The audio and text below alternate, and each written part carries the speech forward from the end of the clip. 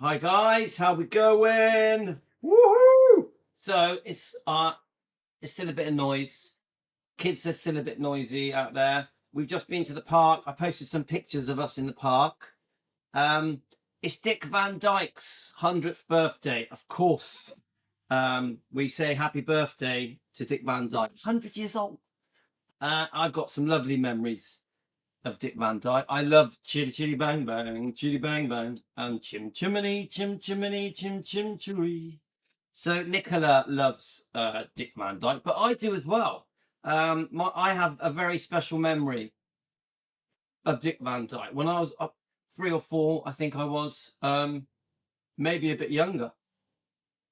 Our local Odeon, our local Hi SK, that's a new name, SKM. How's it going, my friend? Welcome to Defending Elvis.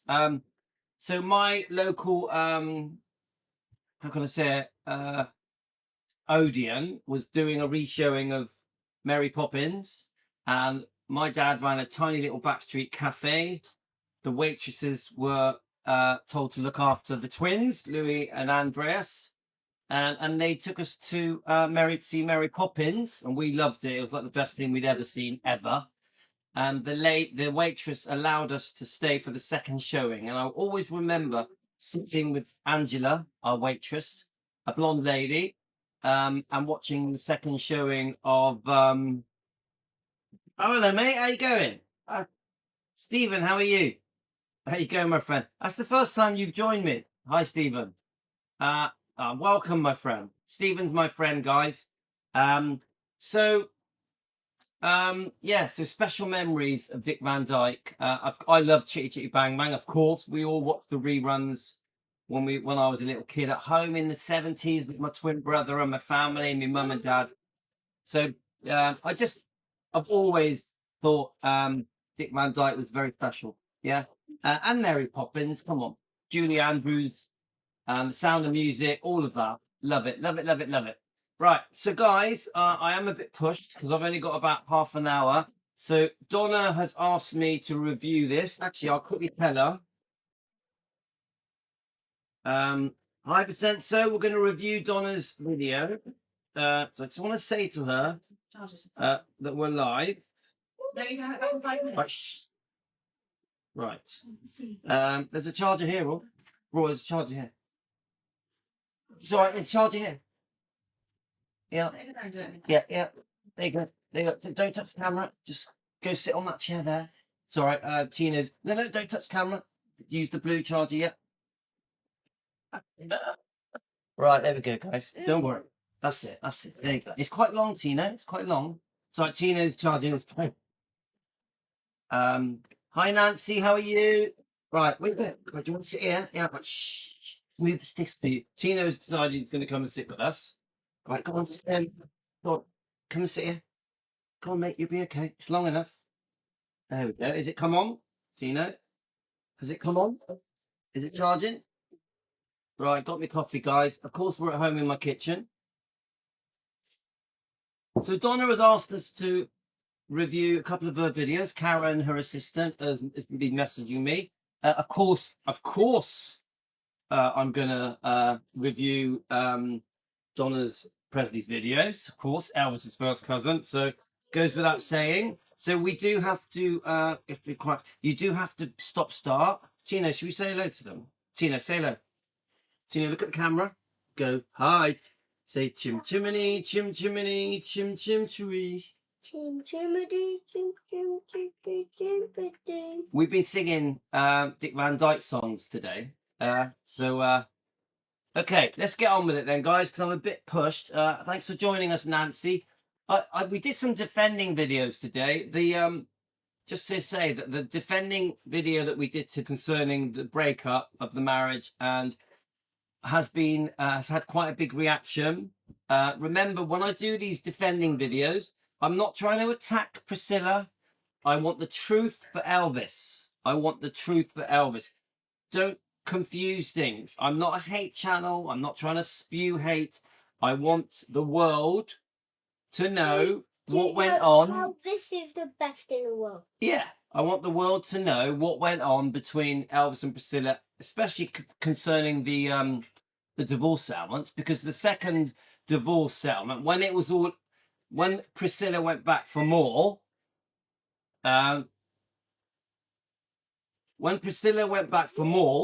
yeah, it was pretty brutal.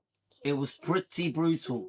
So here goes, guys. Let's listen to Donna's video. Now remember, we have to stop and start, otherwise we get told off by YouTube. In fact, YouTube this week have said I must stop and start the videos, otherwise I'm in breach of copyright infringement. So we have to stop and start, guys. So if I just let the videos play, I am in breach of copyright rules. So we will stop and start. Okay, guys? That's how it works with reaction videos. Here goes, guys.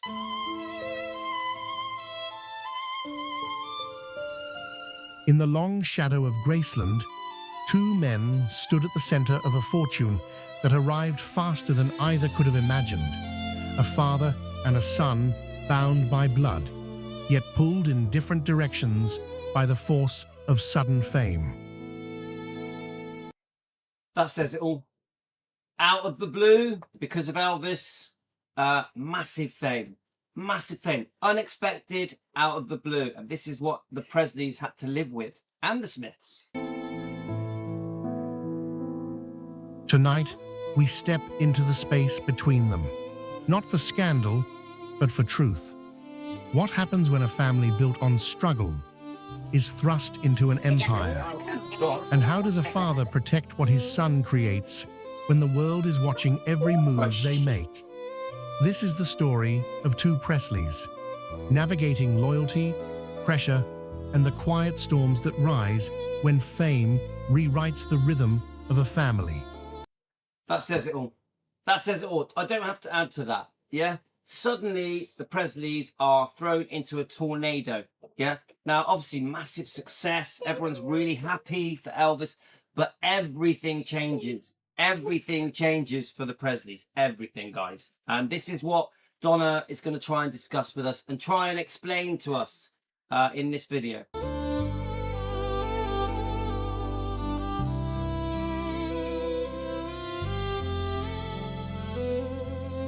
Hello everyone, I'm Donna Presley and I'd like to welcome you to the Donna Presley official YouTube channel. When people look at Elvis Presley, they often imagine only the fame, the glamour, the lights, the wealth. But to understand why he and his father sometimes disagreed about money, you must first step back. You must look at the soil they grew up from, the years that shaped their instincts, their wounds, and their ways of protecting the ones they loved.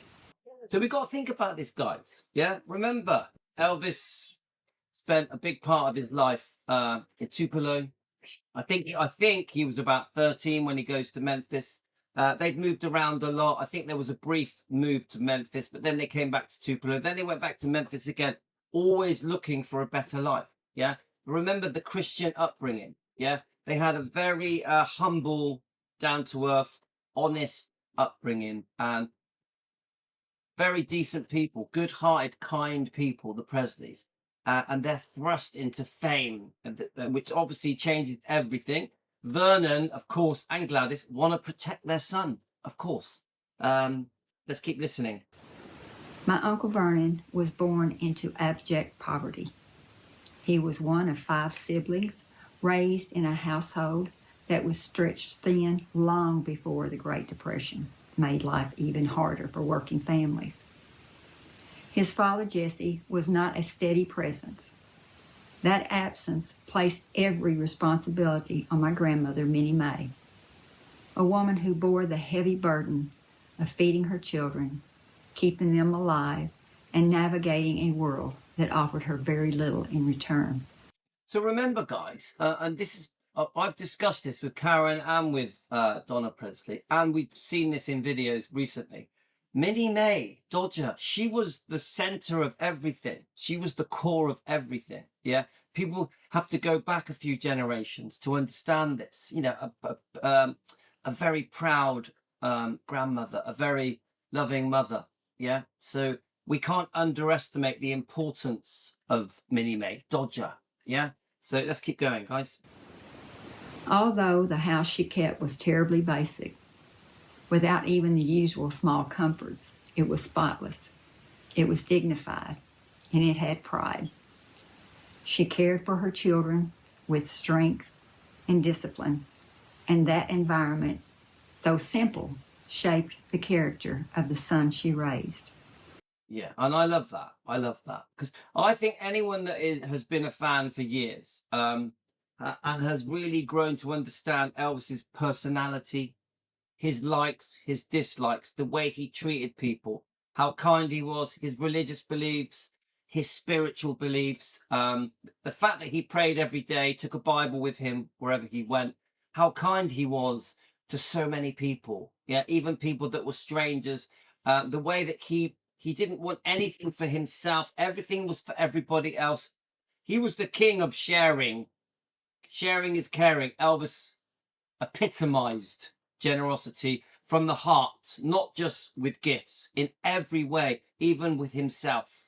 He always put others first. Always. That was Elvis's heart, his golden heart.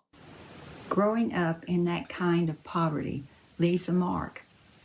It forms a certain caution, a fear of slipping backwards, a sense that nothing good is ever guaranteed. When Uncle Vernon became a young man with a wife and a child of his own, he knew the sting of looking for dollars to pay rent, to put food on the table, to buy shoes before winter came. He had lived the knocks that came from simply trying to survive. They both had tough lives, didn't they? Vernon and Gladys. They both have very tough lives, yeah? And could you imagine living that life in Tupelo, yeah? And then the sort of success that came with Elvis, just because he could sing, because he was born with this God-given gift, this voice, this magic voice that would change the world. So when Elvis told his father that he wanted a career in music, Uncle Vernon's reaction was shaped by all of those years of instability. He was hesitant and unsure. He had seen talented people work hard their entire lives and never make a penny from it. It's funny because it reminds me of this. Elvis said, is it something like, I never heard a singer that was worth a damn? Something like that. Is that right? I never heard a singer that was worth a damn. I think I remember Elvis saying this. Put it in the comments, the exact words, guys. He understood what it meant to depend on luck, timing, and an industry that could swallow people whole. Both my Aunt Gladys and Uncle Vernon supported their only child. They adored him, but they were frightened. After losing Elvis's twin brother at birth, their bond with him grew even stronger. So Vincenzo just said something there, and I agree with him. Elvis never forgot where he came from. I fully agree with that. And then, yes, of course, he lost it at birth. Elvis lost his twin, yeah, Jesse. Of course that affected him. Yet once Elvis was old enough to understand that he was born a twin, of course that impacted his life till the day he died. I think it's well known that he referred to it many, many, many times. Could you imagine how it affected Vernon and Gladys? How it affected Minnie Mae, Dodger? Gladys, in particular, became very protective, sometimes overly so, because Elvis represented their entire world. And then everything happened so fast. Elvis's rise was not gradual, it was explosive. One minute he was a truck driver in Memphis, the next he was the most talked about young singer in America. It's true, guys. It was literally almost overnight. None of us were prepared. None of us understood the magnitude of what was coming. So remember, Donna Presley, Elvis's cousin, yeah? First cousin. Vernon's sister's daughter. Lived at Circle G Ranch. Lived at Gracelands. Her parents lived at Gracelands. Her father worked at Graceland. So her own parents babysat Donna's kids at Graceland. So we can't underestimate that Donna Presley, she was around, guys. She was around. She was there. She lived the life. Yeah. This is a big deal. We get it from the horse's mouth here. She experienced this. So when she says us, she means us, the Presleys. Yeah, this is massive. Very quickly, the Presley family was pushed into a world we had never even begun to imagine. A world where strangers felt entitled to you. A world where private life shifted into public property. As a child in school, I remember classmates wanting to touch me simply because I was related to Elvis. And I completely understand that. Yeah. So Elvis, the most famous man in the world, like that. Donna is his cousin. Of course, the attention she would have got, like she was touched by an angel. Get it, guys? Oh, if I just touch Donna Presley, I get a piece of Elvis. This is how much he was loved and adored. I completely get it. I smile when I tell that story, but in truth, it was kind of frightening. Children do not understand why they're treated differently. I see that. I see that. It is a strange kind of attention, and it changes the way you see people. Uncle Vernon experienced the same shift. People were suddenly kinder, friendlier, unusually accommodating. In a way, it was lovely, but it also forced him to question what had changed. So this is the big deal, isn't it? Yeah. So Elvis, a normal guy, had a job like the rest of us. Yeah. Some people even called him, said that he was a bit odd, the way he dressed, a flamboyant dresser, different hairstyle. A lot of the guys back then had crew cuts. Yeah. Bye, have fun.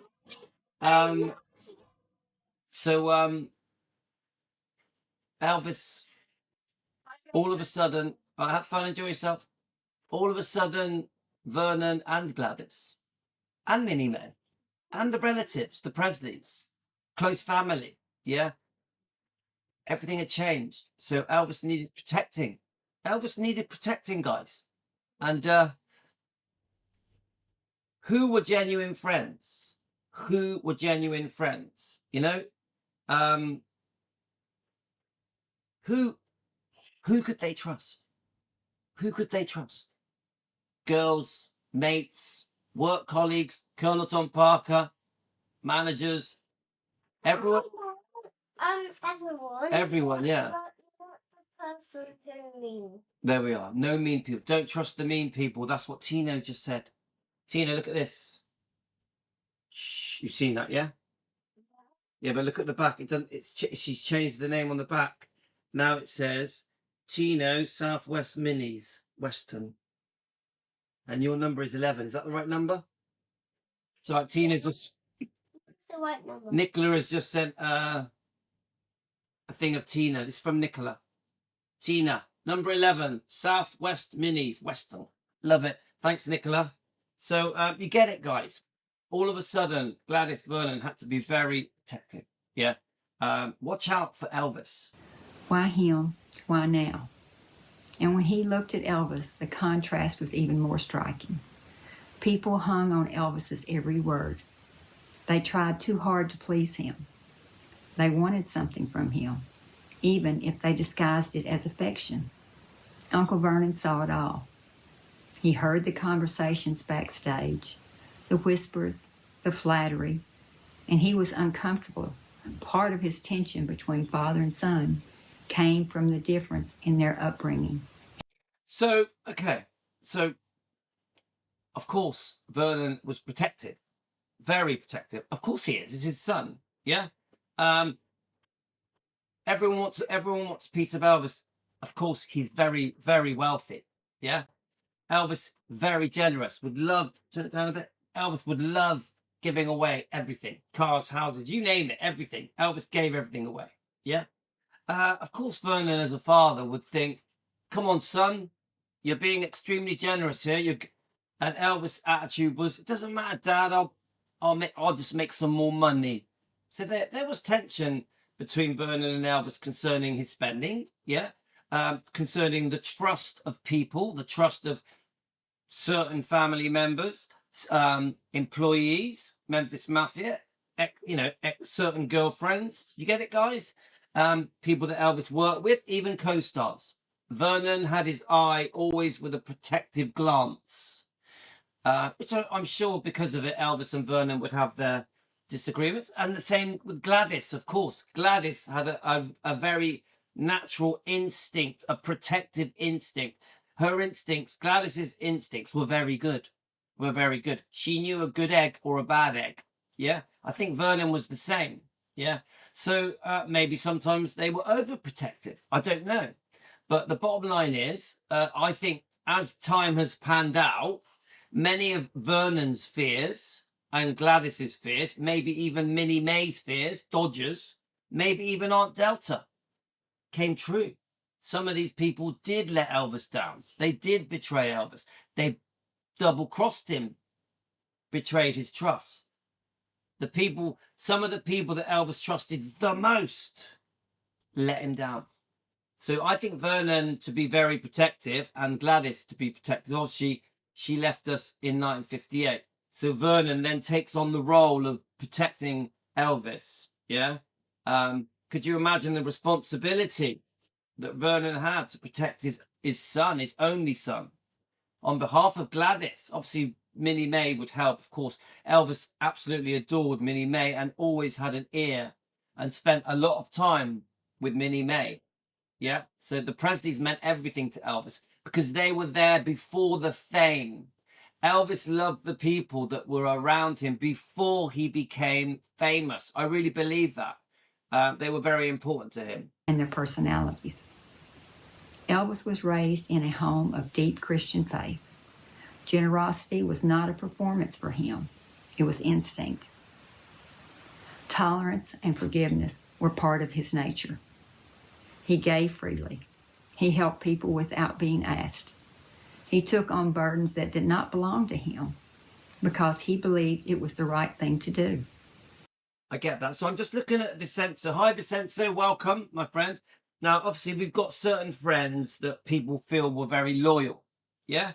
So, obviously, Charlie Hodge, he meets Charlie Hodge in the army, didn't he? Yeah? Larry Geller meets him as a hairdresser. He's like a celebrity hairdresser. Introduces him to spirituality. Yeah? And George Klein meets him at school. Yeah? So, George Klein, 100%, is one of the people that knew Elvis before fame. Noticed Elvis. But I will say this. Yes, Elvis had the friends that were around him, and someone just mentioned Lamar Fike. Well, Lamar Fike, he knew Gladys and Vernon, didn't he? I'm pretty sure he was there quite early on. But Lamar Fike has said some pretty horrible things. Yeah? He's also said many good things, hasn't he? Lamar Fike praises Elvis. But he also says things that I wish that he didn't. I think Lamar Fike says things that he should have kept to himself. Yeah? So, George Klein was extremely loyal. Yeah? And so was Larry. And so was Charlie Hodge.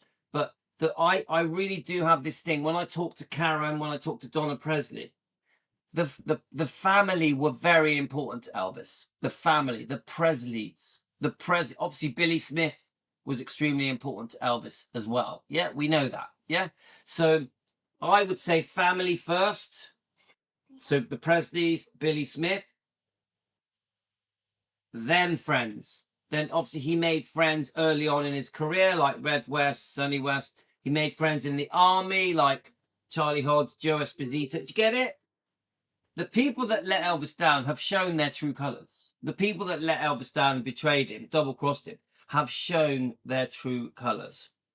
Yeah, so there we are. Vincenzo just said it there. Since 1957. I knew Lamar Fike knew Elvis very early on and had sort of become friends with Gladys and Vernon. But I tell you now, I'm very disappointed with many things that Lamar Fike has said. Honestly, guys. You know, so how do you feel? Do you guys think Lamar Fike was loyal to Elvis? What do you think, guys? You know, so let's keep going. But those same beautiful qualities could be a vulnerability. There were always people willing to take advantage. And Uncle Vernon saw this. He worried about it constantly. He questioned why Elvis should buy someone a new car, or pay off their overdue bills, or hand out expensive gifts. So we know that Vernon had a problem. I don't think Vernon was the only one that thought Elvis was too generous. Yeah. But I'd be the same. If my son became world famous and extremely wealthy, you know, my son's 17, Rio, for example, yeah, nearly 18, and he was giving away houses and cars, motorbikes, and throwing money at people, I'd be worried. I'd be saying to him, son, hold your horses, yeah? And then my son would say to me, I'll just make some more money. Do you see the point? So you got Vernon being a dad, you got Elvis who couldn't change his instinct. Elvis's instinct, his upbringing, his heart, just the way he was as a human being. There was no stopping Elvis. To giving away things to Elvis, being generous to family, friends, and complete strangers, to Elvis was just normal, second nature. Obviously, he couldn't do it in Tupelo. He couldn't do it when he was a teenager in Memphis. But as soon as Elvis had money, the moment Elvis had large amounts of money, yeah, he gave it away. The moment. And to charity, as well as friends, family, and acquaintances, and perfect strangers. Charities, hospitals, you name it, Elvis did it. And he didn't need it. Elvis didn't need to be credited. Elvis gave away quietly. It didn't need to be something that was in the papers, in the news. Yeah, sometimes it was. We know that. But Elvis preferred to give, to be generous quietly. Yeah? Doesn't that say everything? When you don't need recognition for being so kind, so caring, so generous, when you just do it because you want to, you do it from the love in your heart. And this is the thing, Elvis had so much goodness in his heart. And this is why we run Defending Elvis, because Elvis's image and reputation has been warped. I wish the world knew just how kind Elvis was and knew his heart. We want the world to know Elvis's heart, not just through the music and movies and how he looked, his image. We want the world to know his heart from learning how great and good he was, how kind he was, loving, caring, sharing, generous, you name it, charming, friendly.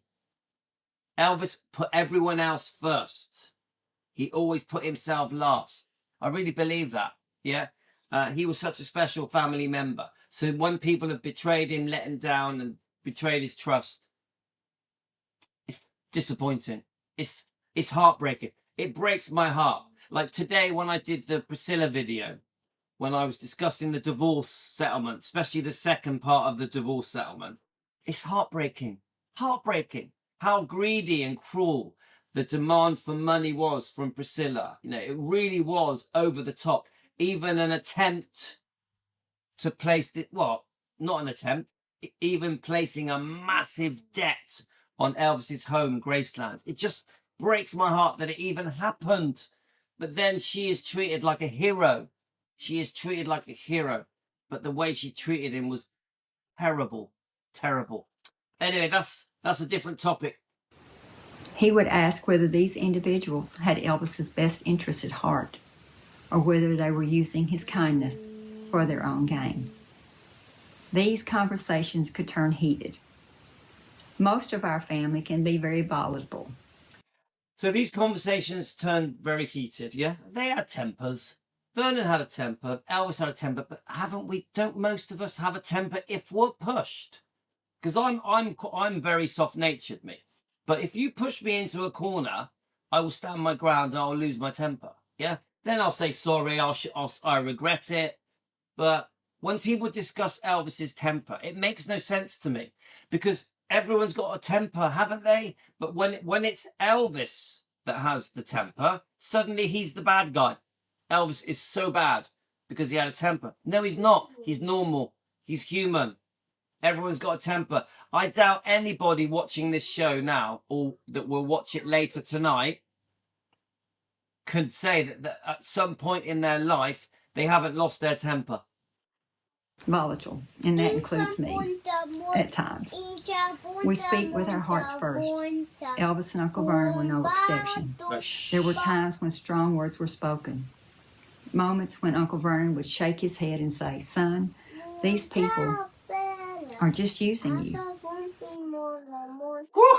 But the thing is, it was bloody true. Not all of them. Not all of them. Vernon was right. Elvis was being used. Clearly. And these people showed their true colours after Elvis died. Seriously, guys. They are scumbags. And Elvis, with that mix of frustration and kindness, would answer, "Daddy, I can make that money back in 5 minutes." Which is no surprise. Scumbags, pretty extreme word. Maybe Vernon had his way of talking. Of course he did. He didn't mind cursing now and then. And Elvis would come out with it, "I'll just make some more money." That's Elvis for you.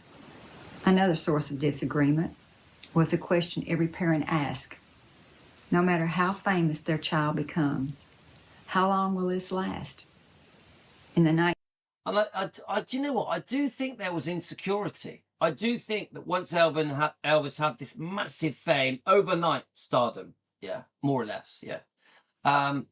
I do think they all thought, how long will this last? I 100% think Elvis always felt this could end tomorrow. He really did. I've heard different interviews that have mentioned this, that Elvis didn't realize that it was going to have longevity. We know that when he went into the army, he thought he maybe forgotten because it was 2 years. So how little did he know? 1950s, 60s, and 70s, nobody could have predicted the longevity of Elvis's career. Hindsight is easy. At the time, there was no guarantee that the world would still want him 5 years down the road, let alone 20. Which is, I would, come on, guys. The rock and roll world, the pop world, it was a bit like that. You were here today, gone tomorrow. But Elvis evolved. This is the thing where Elvis is underestimated in the 50s. They see him as a rock and roll artist, a bit of a rockabilly rebel, they put him in that pigeonhole of rock and roll. But he was so much more than rock and roll. Elvis, we know, was influenced by all the musics. And he evolved beautifully. He got better and better and better. That was Elvis. So he was never gonna disappear and fade away. It just wasn't gonna happen. The '68 comeback special, guys. Wow. Then you got the Vegas comeback in '69. If Elvis had lived past 42, he would have evolved again and evolved again and evolved again. Elvis always rises from the ashes. Yeah. Seriously, guys. Could you imagine Elvis if he had lived to 60, 70, 80? The different kinds of music that Elvis would have given the world. There was no stopping Elvis. He was born to sing. Born to sing. So let's keep going, guys. Uncle Vernon worried about Elvis's financial security, about protecting what he had earned, and most of all, about ensuring that Elvis's daughter Lisa would always be provided for. Elvis, on the other hand, believed he could always make more money. He believed in his ability to perform, to create, to earn. To him, money was a tool to uplift people. To his father, money was something fragile, something that could disappear as quickly as it came. And I get that, guys. I grew up in a very poor household, yeah, extremely poor. Yeah, I really did. I mean, I'm not saying it like poor me, but the life I grew up in was shocking, yeah. And I do think, obviously I've had success with my twin brother. I've gone on to have a good life, quite a wealthy life, yeah. But I tell you now, when you come from such humble beginnings, when you come from such a poor start in life, yeah. I left school, I left home when I was 15, yeah. You do feel like you're going to lose everything tomorrow. Honestly, I don't know why. I think this is probably quite a common thing with people that started life very poor, yeah. You do feel like you're going to lose it all at a drop of a hat. I think it can make you quite insecure. Like, my wife laughs at me sometimes because obviously she knows me and my twin have had some good success. She watches me. Sometimes I'm a bit of a penny pincher. And she's like, why are you penny pinching for? You know? And she laughs at me for it. But I just think when you have that upbringing, that Elvis obviously did, so did Vernon, so did Gladys, so did Minnie May. And yeah, you get it? Aunt Delta, etc. You do feel like you're going to lose it all tomorrow. So I completely get it. These opposing instincts often collided. So when disagreements happened, they were not about greed. They were about fear. A father's fear, a son's generosity, a lifetime of poverty standing face to face with sudden abundance. Uncle Vernon wanted to protect Elvis. Elvis wanted to help everyone around him. See, isn't that difficult though? So you got obviously Uncle. I mean, I'm a big fan of Vernon. I love Vernon. Yeah, I don't like it when he gets trashed or badmouthed. I will always defend Vernon. Yeah, he obviously adored his son, Gladys, and he was extremely protective. Yeah, and but Elvis, you have to let Elvis fly. Elvis had to be allowed to be who he was, and his generosity. His spirit of generosity. You were not going to change Elvis. Elvis was never going to hoard all his money. He was never going to go, give me all the money. Let's put it in a box. Yes. You get it, guys? He was never going to go, oh, let's build up a big bank account and put tens of millions in that account and let's count our pennies like Scrooge. You get it? That was not Elvis. Both intentions were rooted in love. But I must say, with conviction, I agree with Uncle Vernon. I have seen far too much to believe otherwise. There were many people around Elvis who were disloyal, many who took advantage of his kindness. Oh, my God. There are many people around Elvis that were disloyal, many that took advantage of his kindness. Whew! Oh, my God. That's the story of my channel, Defending Elvis. Why we defend Donna Presley, who we adore. She looks beautiful. Donna, you absolutely look stunning. When you watch this, you are beautiful. And we love your shows. We love your words. The way that Donna pieces words together is so articulate and special. On behalf of her family, the Presleys, on behalf of her cousin, on behalf of Vernon, Minnie May, you know, Dodger, come on, Aunt Delta. This is someone speaking on behalf of the Presleys from the heart. But the point I'm trying to say is that the thing I love about Donna is that this is fly on the wall stuff. She was there. She witnessed it. Yeah. And so many people let Elvis down. So many people let him down. Honestly, guys, it's shocking. I would say, as a fan, 80% of the people that Elvis knew that were close to him through the 40s, 50s, 60s, 70s, let him down. Said things they shouldn't have done. Did things for money. Wrote things in books, biographies, documentaries, interviews. It's shocking. Tabloids, magazines. It's shocking. And then every now and then I get people telling me off for defending Elvis. I had someone do it today. And I'm like, are you serious? Should we just give up? Should we just give up defending Elvis? Should we just sing the songs and watch the movies and pretend that none of the wrongdoing happened to Elvis? Someone actually messaged me today. Quite a well-known person. I'm like, we're not going to give up defending Elvis because it annoys some people. We're not going to give up defending Elvis because some people think, let's keep it all positive. Let's keep it all about love. Elvis is all about love. We're going to defend Elvis because he deserves it. We're going to defend him because the way he was treated was wrong. Yes, we're still going to discuss positive things. We're still going to have upbeat topics. Like recently we've done a few, haven't we? We've done King Creole and GI Blues and many other things we're going to discuss. You know, Johnny's Diner, I'm going to do that later. We're going to do the positive stuff, guys, but we must also defend. You know, when people try to tell me off for defending, I don't understand it. As long as we do it in a respectful way, in a dignified way, sometimes in a forgiving way, yeah, What harm are we doing when all we're trying to do is show the world the true Elvis? Because the way that the world perceive Elvis is just so unfair. Honestly, guys, Elvis's image and reputation is so warped, so unfair. We can't just bury our heads in a mound of positiveness. Yeah? We need the world to know the truth. So, keep going, guys. And many who stayed for what they could get instead of who he truly was. And that is why those disagreements happened. They were real. They were human. They were born from two men who loved each other deeply, but carried different scars and different fears. And they tell us something important. They remind us that behind the legend was a family trying to navigate a world that none of them asked for, and a father trying to hold on to the boy he raised long before the world took him. Thank you for joining me today. Thank you for listening. And until next time, God bless. We love Donna. We do, honestly, I love this.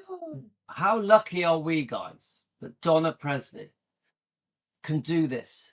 That Donna has decided to defend her family, defend the Presleys, defend her cousin, defend her Uncle Vernon, her Minnie May, her grandmother Minnie May.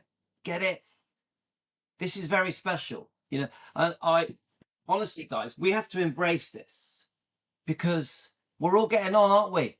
I'm 58. Many of you are in your 60s, 70s, 80s, even 90s. We've got Larry, 90 years old. We all want to defend Elvis. We all want to stand up for Elvis, don't we? Yeah?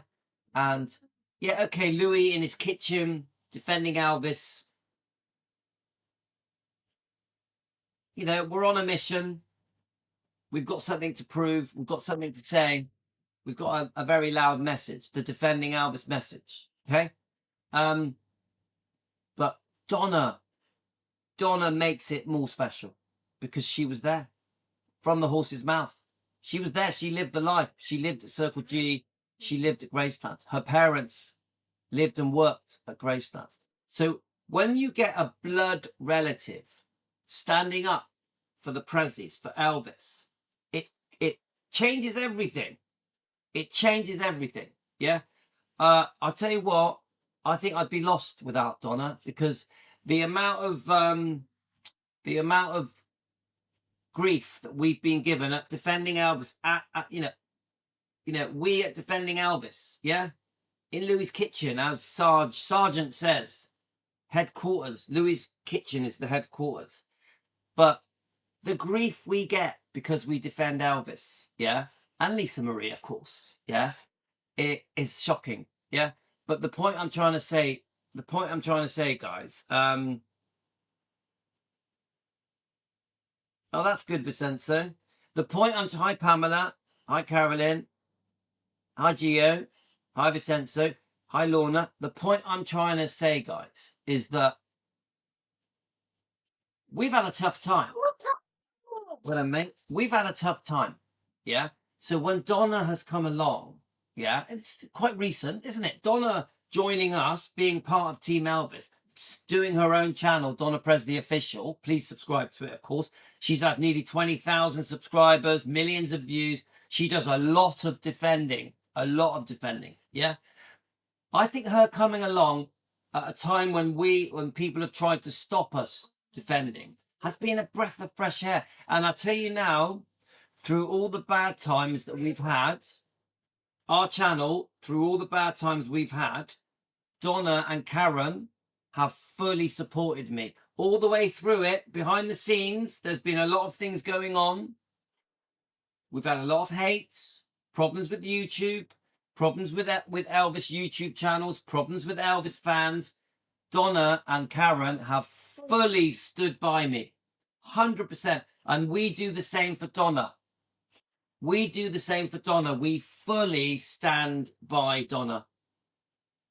You get it? So we sort of need each other. Now, I like to think that me and Team Elvis fans, we stand together as a movement. So that's what we represent. Donna Presley and Karen, because Karen's very, very important in this. Because if it wasn't for Karen, none of this would be happening. Karen made all this happen. Okay, we must acknowledge the importance of Karen. Super important. I talk to Karen every day. I spoke to her today for a long time. They have problems behind the scenes. Problems happen concerning defending Elvis. Defending Elvis isn't easy. Behind the scenes, stuff is happening that would probably upset some of you guys. Yeah. This is something private between me, Karen, and Donna. But the point I'm trying to say, no matter what happens, we stand firm and defend. Me, Donna, Presley, Karen, you guys, Team Elvis, Elvis Defenders, we come together 7 days a week to defend Elvis, to defend Lisa Marie, the bloodline, to defend Donna Presley. Yeah? So we need each other. We need each other. Honestly, guys. She really is lovely, guys. I've obviously got to know Donna really well, and Karen. Yeah? I have a very special friendship with Karen. Yeah? So the thing I'm trying to say, guys, we won't be stopped. We won't be stopped. Yeah? And we're going to carry on. Any of the doubters that try and stop us defending, you're not going to win. You won't beat us. We're going to carry on defending. This isn't Louis. This is thousands of people that want to defend Elvis and Lisa Marie and the bloodline. That's what this is. This is much bigger than Louis, but it is not bigger than Donna. Donna is the queen of defending. Now, of course, Donna defends on behalf of her family and behalf of Elvis for the future generations. Donna has said she defends so that the new fans can see the true Elvis and ignore the trashy books, the trashy documentaries, the trashy biographies, the trashy tabloids, the fake news on social media. Donna is all about correcting how wrong things are. She says it to me all the time. I want people to know the true Elvis, my true cousin, the true Presleys, Minnie May, Vernon, Aunt Delta. You get it? And she is clearing the pathway for future fans so that Elvis in decades to come is seen in the right light. Is seen in, and don't forget, the trash about Elvis isn't just about the prescription medication. I know Vincenzo just mentioned it. The trash about Elvis isn't just about the prescription medication. There is so much more trash out there that we have to show the world that is unfair to Elvis. When I did that video today, when I did that, the divorce, many of you were asking me to do the second divorce settlement, yeah? Concerning Priscilla. It was shocking. Shocking. I've done it many times, but today in particular, I was horrified when I was going through the details of the second divorce settlement. Yeah, that what Elvis went through. The fact that in April of 1977, a debt was placed by Priscilla on Elvis's home, Graceland, and this gave Priscilla power that if Elvis did not pay the installments owed to her from this second divorce settlement that she promised she would never do, that she could force the sale of Graceland. Could you imagine that? Think about it, guys. I'm going to ask your opinion, guys. I'm going to ask your opinion on this. So the second divorce settlement, around 74.5, yeah? In 1977. Now remember, Priscilla had been given a fortune. A massive amount of money. Elvis couldn't afford it. So it was going to be done in installments. So Priscilla was getting her money happily over the next few years before Elvis died. She keeps saying that they were friends. I don't believe it. But anyway. So why in this, I'm asking this as a question to you guys. Why, a big question for you guys. Why in April of 1977 did Priscilla place a debt, a lien, a charge, create a deed of trust to place this debt on Graceland, Elvis's home, in April 1977? He clearly was unwell. He clearly was unwell. Yeah? Overprescribed, couldn't sleep, overworked, very sick. Yes, he put on some weight. Puffy, his tummy was puffy. Actually, his arms and legs and body were quite slim. But why? This is the question I'm asking you now, guys. The question I ask you now is, why did Priscilla place that debt in 1977, which was a few years after the divorce, the second divorce settlement? Think about it, guys.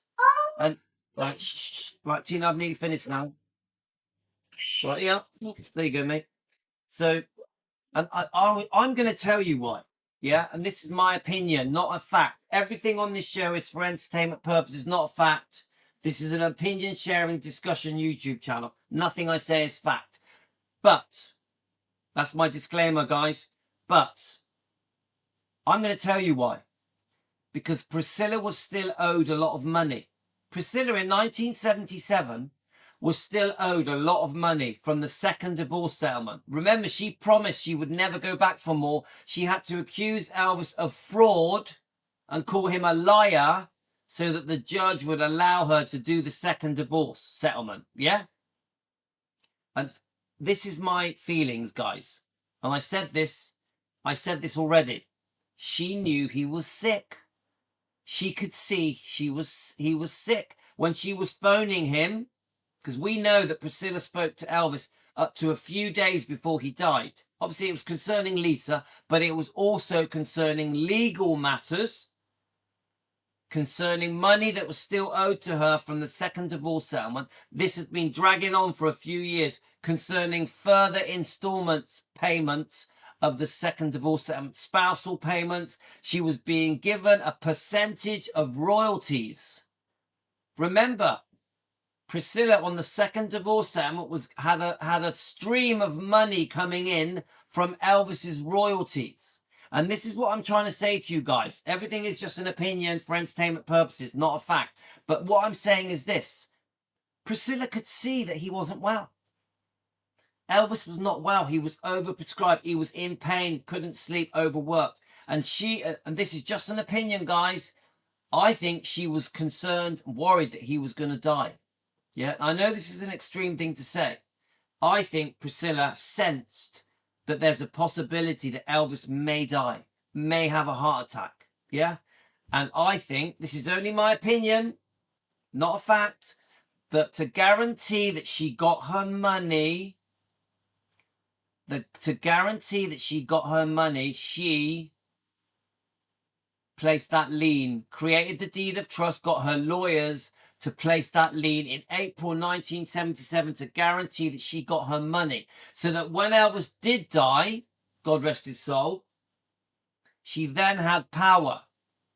Now remember, when she got power, when she became co-trustee, when Vernon made that decision to make Priscilla co-trustee, obviously she was Lisa Marie's mum.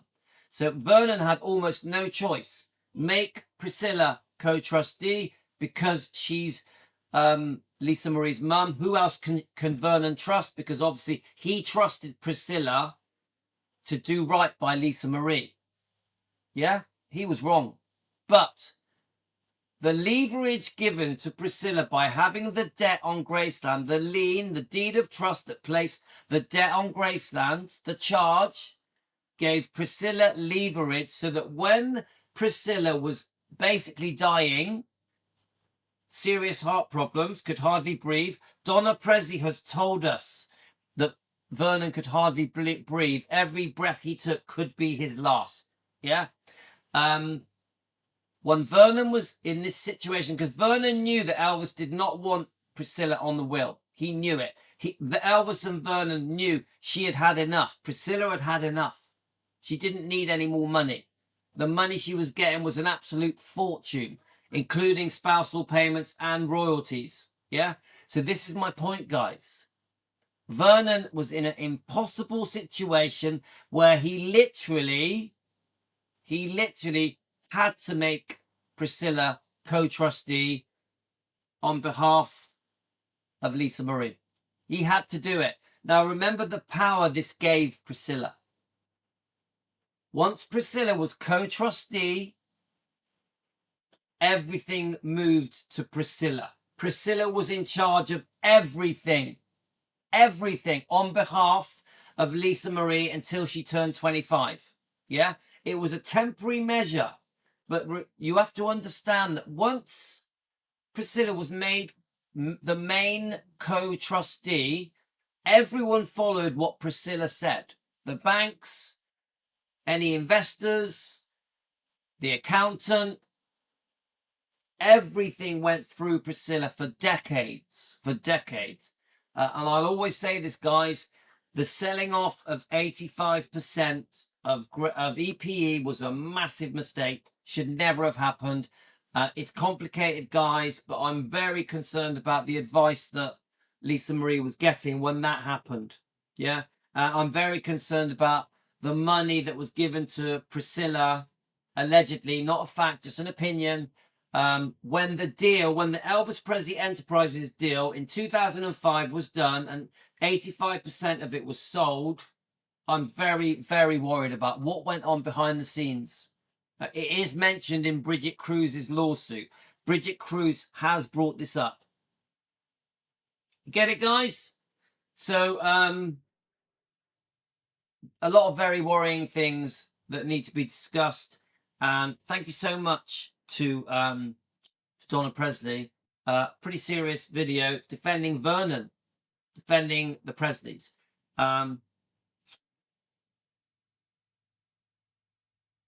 So remember, I don't do this in a hateful way. This isn't about hating Priscilla or call it or insulting her. This is about letting the world know what went on. The reason today we did a video and discussed the first divorce, the original divorce of Elvis and Priscilla, then the updated settlement, and then what happened with the debt on Graceland in 77, is to show the world, look, why are these things never being discussed? Why are these things, when Priscilla is being interviewed, on these different news programs around the world, chat show places. So, she's done a lot of interviews recently with, because of the book Softly As I Leave You. Why are these questions never being brought up? You get it, guys? Why are these things never being brought up? Why when Priscilla is sat there in these interviews, why are people never going, hang on about, what about the second divorce settlement? What about your unfaithfulness? What about, you get it? Nothing is brought up. She is treated like a hero and praised. They speak about her as if she is Elvis. They speak about her as if she saved everything. She is the reason Elvis is remembered. She is the reason Gracelands was not sold off. It doesn't make sense. So that is where we come along, defending Elvis. We come along and we say, I disagree. I challenge what you say. Elvis can't defend himself. We're going to try. Me, Team Elvis, and Donna Presley. Okay, guys, I think that's it. I'm going to take the kids to McDonald's now. Aurora's out tonight, so she's going to have a few drinks with her friend.